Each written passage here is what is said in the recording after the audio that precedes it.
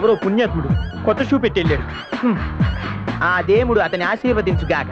మిత్రమా, ఈ భూలోకమున ఉన్న మానవులు వినాయకుని మొదలు వెంకటేశ్వరుని వరకు కొలుచుతున్నారు. చివరకు చెట్టుని, పుట్టని, పాముల్ని, ఆవుల్ని కూడా పూజించుతున్నారు. అవును. ఇందరిని పూజించు మానవులు మనల్ని మాత్రం పూజించరేమి? ఆలయములు కట్టించరేమి? మిత్రమా, వారు భక్తుల కోర్కెలు తీర్చెదరు, తమరు వారి ప్రాణములు తీసెదరు. యముండ.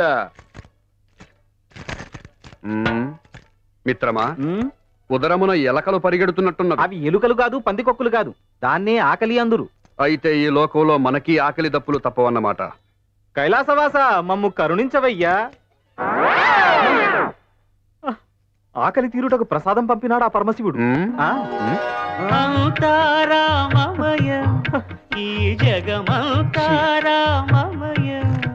శ్రీరామ, శ్రీ ఆంజనేయ, ఏమి ఆశ్చర్యము! ఈ భూలోకమున మీ దర్శనము మాకు మిక్కిలి ఆనందముగా ఉన్నది.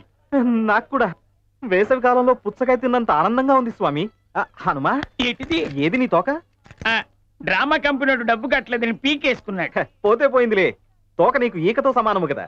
రామ రామ రఘురామ పరాత్పర రావణ సంహార, రామ రామ రఘురామ పరాత్పర రావణ సంహార, రామ రామ రఘురామ పరాత్పర రావ. ఎవరా మీరు? రామా, మమ్మల్ని గుర్తుపట్టలేదా? నేను రామా, ధర్మని. నేను రామా, చిత్రగుప్తుణ్ణి. చిత్రగుప్తుడివే? ఏ కంపెనీరా? పైకి మేం శివభక్తుల్లా నటిస్తుంటామే గాని నిజానికి మేమిద్దరం మీ భక్తులమే స్వామి. 30 years ఎక్స్పీరియన్స్ బాబు. ఈ నాటకాలు ఆడి ఆడి ఈ స్టేజ్ కి వచ్చాం. ఇంతకీ ఏ ఊరు మందే? యమపురి స్వామి. యమపూరి అయినా పానీపూరి అయినా ఈ ఏరియా మాది.